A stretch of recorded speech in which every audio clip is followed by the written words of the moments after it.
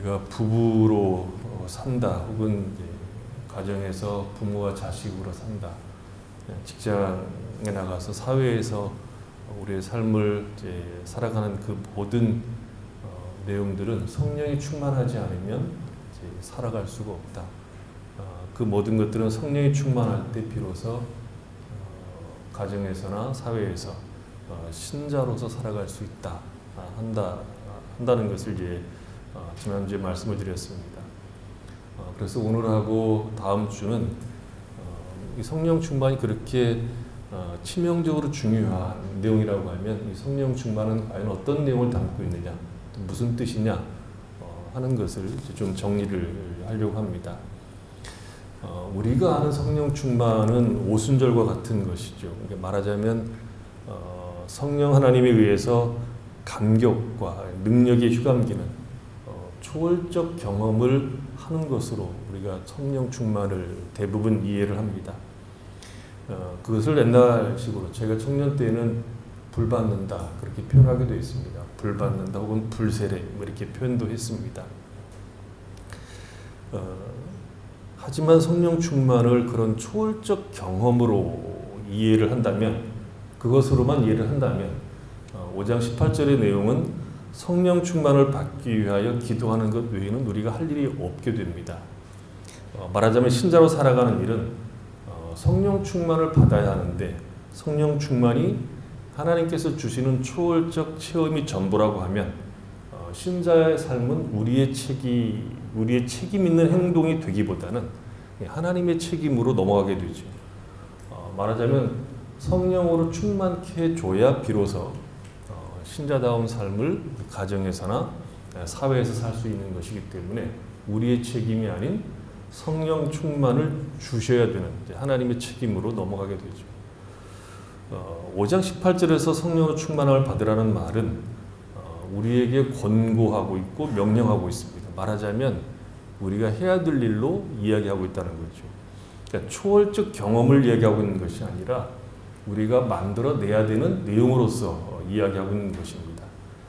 그래서 먼저 우리가 해야 될 일은 성경을 통해서 성령님이 하시는 일들을 표현하는 여러 용어들이 어떤 내용을 담고 있는지를 정리해 필요가 있습니다. 성령 세례라는 말이 있고 또 성령의 인침이라는 말이 있습니다. 성령 세례를 어떤 사람은 성령 충만과 동일하게 같다고 이해를 하는 분도 계십니다. 그러니까 말하자면 불세례, 성령 세례, 성령 충만을 하나의 뜻으로, 같은 뜻으로 이해한다는 것이죠. 하지만 성경을 잘 보면 성령 세례와 인침은 같은 것으로 볼 수 있지만 성령 세례와 성령 충만은 같은 것이 아닙니다. 그 이유는 성령 충만을 받으라는 권면을 받고 있는 대상인 에베소 성도들은 이미 성령의 인치심을 받은 자들이라고 바울은 이야기합니다. 에베소 1장 13절을 보면 그 안에서 너희도 진리의 말씀 곧 너희의 구원의 복음을 듣고 그 안에서 또한 약속의 성령으로 인치심을 받았으니 이는 우리의 기업이 보증이 되사, 이렇게 얘기를 하고 있죠. 그러니까 성령의 충만과 인치심은 같지 않다는 것을 1차적으로 이야기하고 있죠. 4장 30절로 다시 한번 나옵니다. 하나님의 성령을 근심하게 하지 말라. 그 안에서 너희가 구속의 날까지 인치심을 받았다. 이렇게 얘기하고 있죠. 인친다는 것은 도장을 찍는다는 것이죠.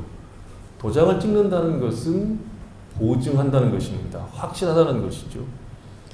그래서 인침이라는 단어를 쓴 것은 세례가 무엇 때문일까, 성령 세례가 무엇 때문에 허락되었는가를 우리에게 이해시키기 위해서 이 표현을 병행해서 쓰고 있다고 볼 수 있습니다. 말하자면 성령 세례라는 것은 그 목적이 성령 세례를 받는 개인에게 하나님이 그의 아버지가 되시고 그를 사랑하시고 자녀를 삼으신 것을 본인이 확실히 알고 그것을 옆에 있는 제3자도 확실히 알 수 있도록 나타내는 사건입니다. 중요한 것은 본인은 물론 알죠. 도장을 찍는 거니까. 나도 알고 도장을 찍은 거니까 제3자도 안다는 겁니다. 그래서 성령 세례라는 말도 쓰고 인침이라는 말도 쓰는 겁니다.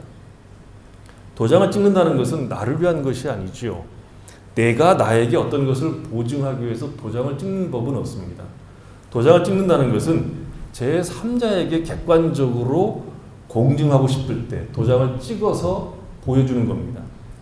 하나님 입장에서 얘는 내 것이다 라고 상대방에게 증명하려고 할 때 우리 안에 성령님이 이미 와 계심에도 불구하고 다른 사람도 내 안에 성령님이 계심을 알게 하시는 행위가 인침입니다. 그러니까 성령 세례, 곧 인침을 받으면 가장 분명하게 확인되는 것이 나는 구원을 받았다. 나는 하나님의 자녀다. 라고 하는 확신입니다. 확증이죠. 구원의 확신을 얻을 수 있는 여러 가지 방법이 있습니다. 그 중에 아마 가장 강력한 것이 성령 세례, 곧 인침이라고 말할 수 있습니다. 이 사람은 내 것이다. 라는 것을 그 사람과 제3자가 알 수 있게 하는 것이죠. 그것은 일종의 체험입니다. 그러면 같은 성령의 확인 중에도 그가 하나님의 소유이고 하나님께서 그를 자녀 삼았다고 하는 소유권을 그에게 확인시키고 주관적인 체험을 증명해 주는 일 외에 하나님께서 그를 강력히 붙잡아서 쓰시기 위해서 어떤 일에 쓰시기 위해서 성령을 주시는 일이 있습니다. 이런 경우를 우리가 성령 세례라고 말하지 않고 성령 충만이라고 정의를 합니다. 성령 세례와 성령 충만은 공통점이 있습니다. 둘 다 초월적 경험으로 우리에게 확인시켜 주는 겁니다. 그러나 성령 세례는 내가 하나님의 자녀인 것을 내가 확인하고 다른 사람들도 볼 수 있게 하는 그 체험, 그런 의미에서 강하게 임하시는 것입니다. 그래서 성령 세례의 포인트는, 강조점은 이 사람은 내 사람이다라는 확인, 소유적 차원에서 확인하는 것이 그 주안점이 있다고 하면 성령 충만은 좀 다르다는 거죠. 물론 이런 경험이 반드시 있어야 구원을 받았다 그런 뜻이 아닙니다. 집에 가셔서 시간이 나시면 요한일서를 천천히 읽어보시면 우리가 구원받은 사람이라는 것을 확인할 수 있는 여러 기준들이 있다는 것을 알게 됩니다. 그 기준을 크게 나누면 객관적인 것이 있고 주관적인 것이 있다는 거죠. 그러니까 성령의 인침은 주관 것입니다. 경험적이고 체험적인 것입니다. 성령 세례는 초점이 구원의 확신을 주관적으로 체험하도록 하는 것에 있습니다. 성령 충만도 역시 초월적인 경험이지만 성령 충만은 사역과 연결될 때 사용되는 용어입니다. 하나님께서 어떤 사람에게 특별한 일을 맡기기 위해서 하나님의 초월적 임재와 권능에 붙잡힘을 받는 것, 그것이 충만입니다. 하지만 에베소 5장 18절의 충만은 이런 충만이 아닙니다. 우리가 아는 성령 충만은 대개 어떤 사역을 맡기기 위해서 능력으로 성령께서 임하시는 그런 내용들이지만 5장 18절은 신앙적 조건과 상태에 관한 이야기입니다. 정리를 해보면 이렇다는 거죠. 성령 세례와 인침이라고 하는 것은 하나님의 임재하심과 초월적인 어떤 권능으로 우리를 사로잡아 우리가 하나님의 소유가 되었다는 것을 확인시켜주는 것입니다. 그러나 성령의 임재하심과 초월적 권능이 하나님의 어떤 일, 하나님께서 어떤 일을 맡기시기 위해서 우리를 사로잡아 올 때는 충만이다. 그렇게 정리하자는 거죠. 하지만 5장 18절에 나오는 성령 충만은 우리에게 어떤 임무를 맡기기 위해 요구하는 것이 아님에도 불구하고 충만이라는 단어를 쓰고 있습니다. 말은 같은데 담고 있는 내용이 다른 의미를 가지고 있다는 것을 먼저 기억할 필요가 있다는 거죠. 성령 세례와 인침, 그리고 임무를 위하여 주시는 충만은 우리 입장에서 보면 결과를 가지고 있지만 그 결과를 만들어내는 원인은 나에게 없습니다. 하나님이 주시는 겁니다. 하나님께서 원인과 시작을 갖고 있고 우리는 그 결과만 갖게 됩니다. 신앙 안에서 누리는 초월적 경험들은 전부 하나님의 주권 속에 있습니다. 하나님의 주권 속에 있다는 것은 하나님 마음대로 주신다는 겁니다. 성령의 초월적인 은사는 그것을 받을 만한 자들에게 주시는 것이 아니라 하나님께서 주시고자 하는 자들에게 임의로 주시는 겁니다. 그러니까 내가 그것을 받을 수 있는 어떤 조건이 형성되어 있기 때문에, 말하자면 신앙 수준이 남다르기 때문에 주시는 것이 아니기 때문에 성경은 그것을 은사라고 얘기합니다. 은사란 뭐죠? 선물입니다. 선물이라고 하는 것은 그것을 받을 조건이 나에게 없다는 뜻입니다. 하나님이 결과를 주시는 겁니다. 그러나 에베소 5장 18절에서 말하는 충만을 받으라고 하는 것은 그 결과의 원인이 나에게 있다는 것입니다. 충만을 위하여 우리가 원인을 심어야 한다는 것입니다. 그래서 권고로 되어 있고 명령으로 되어 있는 것입니다. 우리가 원인을 심어야 한다는 것은 이것이 단순히 기도해서 풀어내야 하는 문제가 아니라는 것을 의미하는 것입니다. 기도한다는 것도 우리가 좀 잘 생각해 볼 필요가 있습니다. 기도한다는 것은 내가 무엇을 얻기 위한 원인을 심는 것이 기도가 아닙니다. 기도란 도움을 요청하는 것이지 그것이 원인이 되는 것이 아닙니다. 기도란 근본적으로 내가 그것을 만들 수 없다는 고백이고 하나님만이 이 일을 하실 수 있다는 전적인 신뢰와 의뢰가 기도입니다. 그래서 기도에서 어떤 결과가 이루어지면 기도했기 때문이 아니라 하나님께서 나를 불쌍히 여기셨기 때문이라고 고백하는 겁니다. 우리가 그것을 만들어낼 조건이나 능력이 없기 때문에 도와주십시오, 불쌍히 여겨주십시오 라고 탄식하는 것이 기도의 핵심이지, 기도는 정성이나 지성이 아닙니다. 기독교 신앙에 있어서 기도는 다른 종교와 같이 지성이면 감천이다, 정성을 들이면 결과가 이게 아닙니다.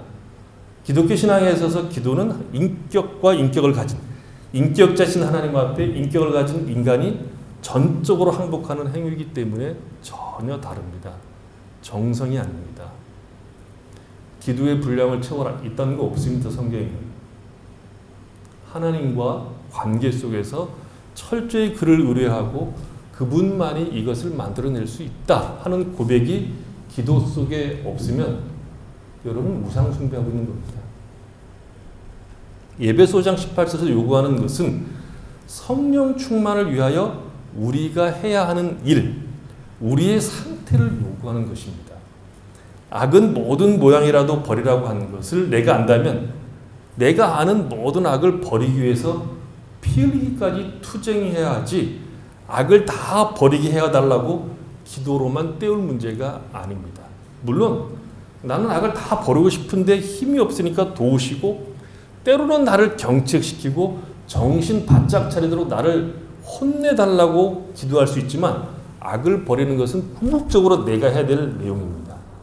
내가 실행해야 되는 것을 기도로 때우고, 나는 기도했으니까 이제부터 잘못한 것은 내 책임이 아니라 기도를 안 들어주신 하나님의 책임이라고 할 수가 없습니다. 그러면 좀 더 정확하게 위해서 어떤 인물을 위해서 성령 충만했던 예가 있느냐 하는 것인데 있습니다. 한번 보겠습니다. 출애굽기 31장 1절로 5절입니다. 출애굽기 31장, 그건 구약에도 있고 신약에도 있습니다. 여호와 31장인데요. 여호와께서 모세에게 말씀하여 이르시되 내가 유다 지파 훌의 손자여 우리의 아들인 부사세를 지명하여 부르고 하나님의 영을 그에게 충만하게 하여 지혜와 총명과 지식과 여러 가지 재주로 정교한 일을 연구하여 금과 은과 노수를 만들게 하며 보석을 깎아 물리며 여러 가지 기술로 나무를 세게 만들게 하리라. 부사세를 성전에 수용되는 기구들과 제사장들이 입는 옷을 만드는 일을 위해서 특별한 임무를 부여하고 그 일을 할 수 있도록 성령으로 충만케 하였다고 말하고 있습니다. 여러분 집에 가셔서 이 출애굽기 지금 우리가 읽은 성경 본문 뒤쪽으로 쭉 읽어보시면 성막에 나와 있는 기구들이 있는데 그 기구들이 어떻게 만들어지는지 자세하게 설명이 안 되어 있습니다. 이런 것이다라고 하는 설명은 있지만 자세하게 어떻게 만들어지고 어떤 형태로 되어 있는지는 설명이 안 되어 있습니다. 이것을 만들 수 있도록 보사새를 성령 충만하게 하여서 지혜롭게 하셔서 그 일을 하게 만드셨다는 겁니다. 누가복음 1장 15절을 보겠습니다. 누가복음 1장 15절에 보면 이는 그가 주 앞에 큰 자가 되며 포도주나 독한 술을 마시지 아니하며 모태로부터 성령의 충만함을 받아 이스라엘 자손을 주 곧 그들이 하나님께로 많이 돌아오게 하겠습니다. 세례 요한에 관한 얘기죠. 세례 요한으로 하여금 성령 충만하게 한 것은 그가 왕의 길을 예비한 예수의 길을 예비하는 임무가 주어졌기 때문입니다. 그 세례 요한은 아예 일찍부터 어머니 태중에 있을 때부터 성령의 충만함을 입어 잉태되었고 그 일을 위해서 하나님에게 구별된 자로 자라게 되는 것을 볼 수 있습니다. 사도행전 4장 8절입니다. 사도행전 4장 8절 이하인데 이에 베드로가 성령이 충만하여 이르되 백성의 관리들과 장로들아 만일 병자에게 행한 착한 일에 대하여 이 사람이 어떻게 구원을 받았느냐고 오늘 우리에게 질문한다면 너희와 모든 이스라엘 백성들은 알라 너희가 십자가에 못 박고 하나님이 죽은 자 가운데서 살리신 나사렛 예수 그리스도의 이름으로 이 사람이 건강하게 되어 너희 앞에 섰느니라. 이 예수는 너희 건축자들의 버린 돌로서 집 모퉁이의 머릿돌이 되었느니라. 다른 이로서는 구원을 받을 수 없나니 천하 사람 중에 구원을 받을 만한 다른 이름을 우리에게 주신 일이 없음이라 하였더라. 그들이 베드로와 요한이 담대하게 말함을 보고 그들을 본래 학문 없는 범인으로 알았다가 이상히 여기며 또 전에 예수와 함께 있던 줄도 알고 또 병 나은 사람이 그들과 함께 서 있는 것을 보고 비난할 말이 없는지라. 베드로가 설교한 것을 듣고 사람들이 뭐라고 얘기합니까? 유대 지도자들이 13절을 보면 본래 학문 없는 범인으로 알았다가 이상하다는 거죠. 학문 없는 범인이라고 하는 것은 무식한 사람이란 뜻입니다. 무식한 어부라는 뜻입니다. 그런데 반박할 수 없는 논리로 내용을 전달하는 힘 있는 내용을 전하는 것을 보고 어찌 해볼 수가 없었다고 얘기합니다. 어떻게 그런 일이 벌어집니까? 8절에 그 답이 있습니다. 베드로가 성령이 충만하여 가로되. 베드로는 그저 평범한 사람이었지만 그리스도 예수의 복음을 전하는 임무를 위해서 성령 충만함을 받은 겁니다. 인간의 힘, 인간의 이해력으로 감당할 내용이 아니기 때문에 성령의 충만함을 입혀서 이 일을 하게 하신 것입니다. 로이 존스 목사님 책 중에 목사와 설교라고 하는 책이 있습니다. 그 책을 보면 이런 대목이 나옵니다. 이 부분을 이제 설명하면서 목사에게 이제 필요한 것들을 얘기하면서 이런 얘기를 합니다. 그저 평범하게 목회하고 계셨던 어떤 목사님이 계셨습니다. 근데 어느 날 이 목사님에게 성령 충만이 임한 겁니다. 성령 충만이 임했다는 것을 본인도 알았고 그 설교를 듣는 청중도 알았습니다. 늘 하던 내용이지만 목사님 본인이 자신이 전혀 다른 능력, 전과 전혀 다른 어떤 능력에 사로잡혀서 설교를 하고 있다는 것을 알았고 듣는 청중들이 목사님의 설교가 전과는 전혀 다른 권위를 가지고 설교한다는 것을 알았습니다. 그러니까 하는 자도 알았고 듣는 자도 알았습니다. 그 기간이 2년 동안 지속되었습니다. 2년이 지나고 난 다음에 목사님은 옛날 자신과 똑같은 모습으로 돌아갔습니다. 그걸 본인도 알았고 교인들도 그것을 알았습니다. 2년 동안 목사님은 자신의 교회와 다른 교회들을 섬기도록 성령의 충만함으로 능력이 입혀진 겁니다. 이 성령 충만은 1차적으로 어떤 임무를 맡기기 위하여 하나님이 주시는 특별한 능력이고 은혜입니다. 그러나 그것은 지속되는 것이 아니라 반복됩니다. 반복돼야 된다는 것이죠. 사도행전을 잘 읽어보면 성령 충만은 한 번 받으면 그것으로 끝까지 가지고 가는 것이 아니라 성령 충만은 반복해서 받아야 될 내용으로 사도행전에는 기록하고 있다는 것이죠. 그러나 에베소 5장 18절은 이것과 다르다는 겁니다. 에베소 5장 18절의 핵심은 하나의 상태나 조건을 말하는 겁니다. 사도행전 6장을 보면 7 집사를 피택하는 장면이 나오죠. 일곱 집사를 피택할 때 그들의 상태, 피택해야 되는 그들의 상태와 조건에 관한 이야기가 나옵니다. 너희들 가운데 성령과 지혜가 충만하여 칭찬 듣는 사람 일곱을 택하라. 그러니까 일곱 집사의 자격이 들어가는 조건으로 지정된 것이 성령 충만과 지혜의 충만입니다. 이것은 능력에 관한 것이 아니라 그들의 인격에 관한 조건입니다. 우리가 1차적으로 본 성령 충만은 특별한 사역을 위한 하나님의 간섭이었습니다. 그래서 사도행전 6장에 나오는 일곱 집사의 조건은 능력이 아니라 인격의 수준, 성품의 상태, 됨됨이에 관한 내용입니다. 일곱 집사의 자격은 능력이 아니라 그들의 인격적 상태를 말하는 겁니다.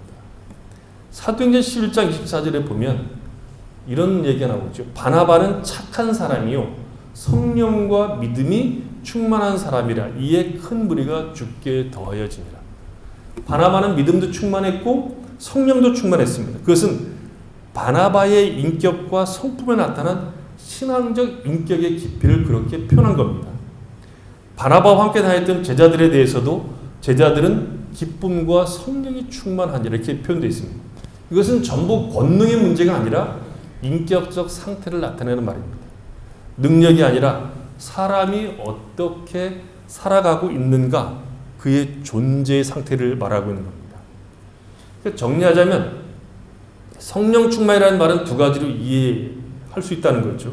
하나는 하나님께서 그에게 어떤 일을 시키기 위하여 인간의 능력으로 감당할 수 없기에 초월적인 능력을 주시는 것이 하나가 있고, 다른 하나는 사람의 인격이 세상적 윤리와 도덕에 부합하는 것을 넘어서서 하나님의 사람으로 성령이 인도하시는 진리에 부합하는 사람으로서의 상태와 인격적 깊이를 더해가는 차원에서 충만이라는 말을 쓴다는 겁니다. 에베소 5장 18절에서 충만은 위로부터 주어지는 것이 아니라 내가 만들어내야 하는, 내가 훈련하고 연습해서 만들어내야 되는 결과입니다. 성령 하나님은 인격을 가지신 하나님이시죠. 인격이신 성령님께서 부어주신다, 준다는 것은 무슨 뜻인가 하면 우리가 성령의 인격에 감화되어 젖어가는 것을 의미합니다. 충만하다는 것은 성령의 인격에 감화되어 가는 깊이를 말하는 겁니다. 성령의 인격에 감화되어 간다고 할 때는 인격적 성품이 만들어지는 것입니다. 에베소 5장 18절의 성령 충만은 신자의 삶이 진리 가운데로 인도하시는 성령 하나님의 인도하심을 따라 우리의 인격이 성령의 열매가 갈수록 풍성해져 가는 것을 말하는 겁니다. 우리가 볼 때 늘 감사하고 기쁘고 온유하고 절제하고 단정하고 이런 열매들이 드러나는 사람들을 보면서 우리가 하는 말은 성령이 충만한 사람이라 이렇게 얘기하는 거죠. 그래서 이 일은 매일매일 이루어져야 하는 일일 수밖에 없습니다. 인격의 감화라는 것이 하루아침 이루어지는 것이 아니잖아요. 이것을 정리하는 것이 중요한 이유가 있습니다. 왜냐하면 신앙으로 산다는 것은 한꺼번에 해치우거나 혹은 한 번 성령의 어떤 체험, 능력을 받아서 점프하는 것이 아니라 매일매일 내 몸이 거룩한 성품을 만들어내고 내 몸이 그리스도 예수께서 원하시는 사람으로 빚어져 가는 내용들로 훈련되어야 하는 싸움이기 때문에 그렇습니다. 신앙이라고, 기독교 신앙이라고 하는 것은 결사적으로 한 번 금식하고 기도하고 아니면 어떤 집회에 가서 한꺼번에 할 수 있는 성질의 것이 전혀 아닙니다. 공부할 때 가장 좋은 것은 자기 학년을 하나씩 밟아서 올라가는 것. 매일매일 조금씩 공부해서 그 학년을 채우는 것이 가장 좋은 공부 방법입니다. 학교 다닐 때 죽어라고 놀다가 나중에 정신 차리고 학원 가고 검정고시를 통해서 공부하는 것도 좋은 일이겠지만 가장 합당한 공부는 매일 하는 겁니다. 매일. 그날 공부하는 것이 가장 좋은 공부 방법입니다. 매일 학교에 가서 학생으로서 다듬어져 가는 것이 중요한 거라는 것이죠. 에베소 18절에서 요구하는 성령 충만이 요구하는 이 내용이 중요한 이유는 우리가 하나님의 성품에 참여한 자요 그리스도의 장성한 분량이 이르도록 자라가는 사람들로 오늘을 살아가도록 부름을 입었다는 것을 가르쳐주기 때문입니다. 기독교 신앙이 제 개인적으로 좋은 이유는 뭐냐 그러면 능력을 요구하지 않는다는 겁니다. 능력이 필요하면 하나님께서 그것을 주셔서 일하게 하실 겁니다. 돌들을 통해서도 하나님은 찬양하게 하실 겁니다. 필요하면. 우리에게 요구하는 것은 능력이 아니라 하나님의 사람으로 자라가는 겁니다. 공부를 잘해서 1등하는 것이 아니라 성실하게 할 것을 요구한다는 것이죠. 내가 얼마나 하나님의 성품을 닮아가느냐로 신앙의 내용들이 평가된다는 것입니다. 기독교 신앙이 나 같은 사람에게 다행인 이유는 큰 능력으로 어떠한 위대한 일을 하도록 하는 것이 아니라 내가 하나님의 사람으로 내 상태가 변화되고 있는가를 묻고 있기 때문에 그렇습니다.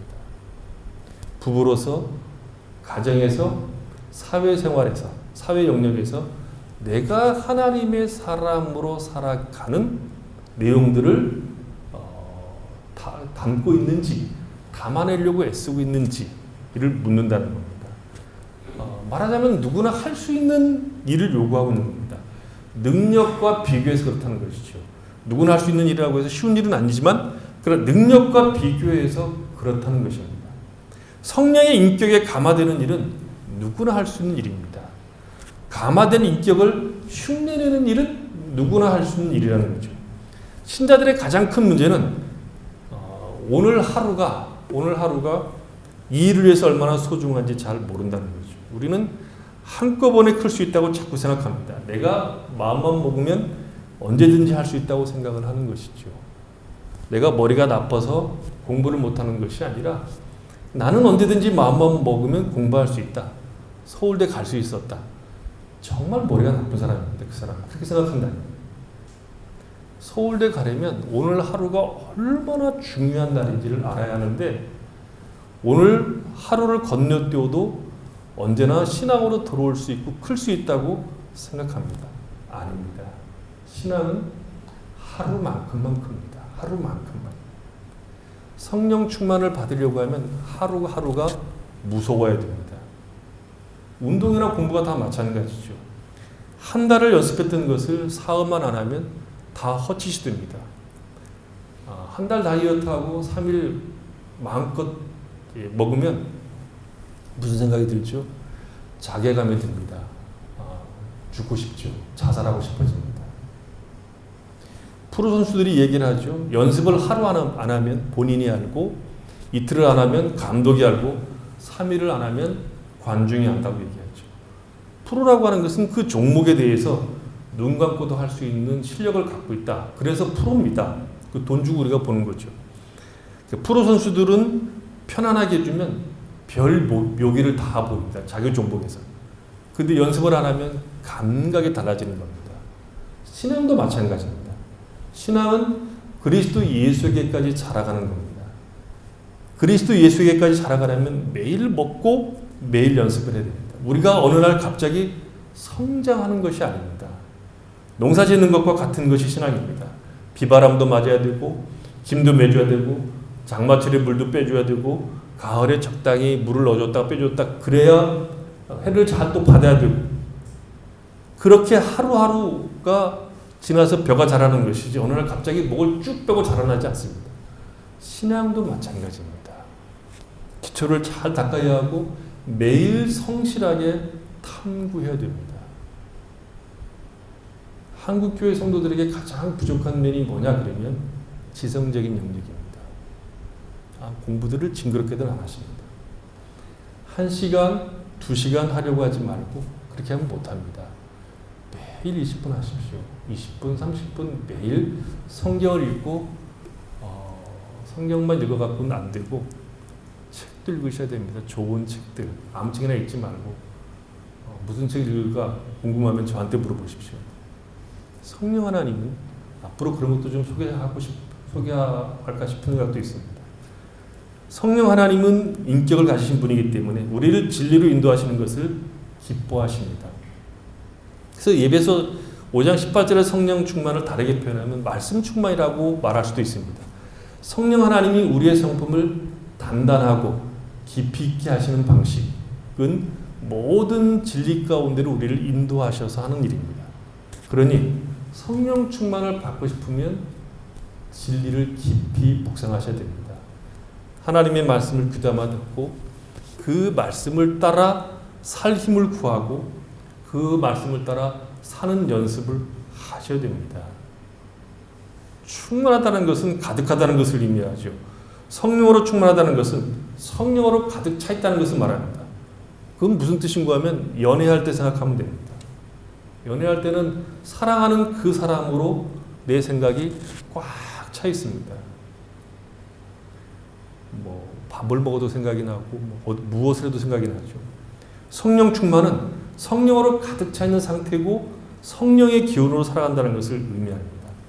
성령의 기운으로 산다는 것은 우리의 인격, 우리의 지정의가 성령의 통제 아래 있기를 기뻐하고 그를 생각하는 것을 좋아한다는 겁니다.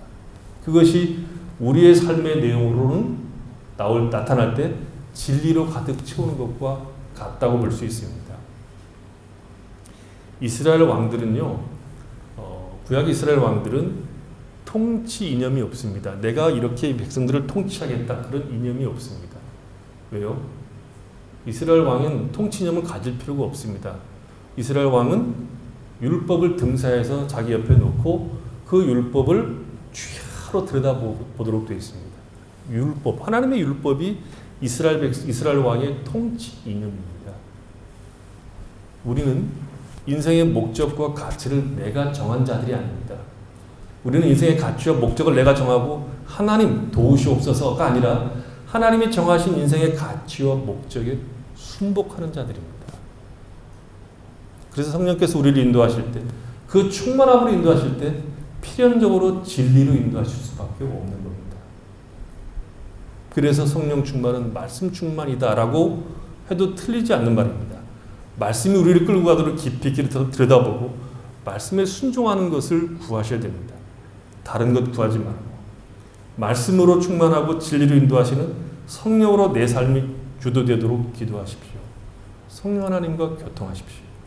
매일 쉬지 말고 매일. 이것은 체험이 아니기 때문에 지름길이 없습니다.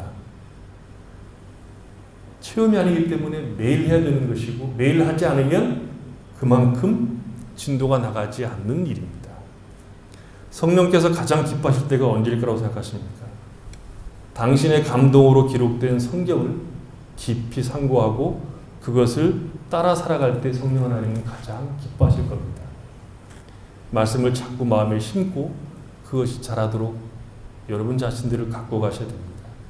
한꺼번에 하려고 하지 말고 매일 먹고 매일 소화시키고 매일 힘쓰십시오. 우리를 성령으로 충만하도록 명령하신 분을 따라 살기를 기뻐하십시오.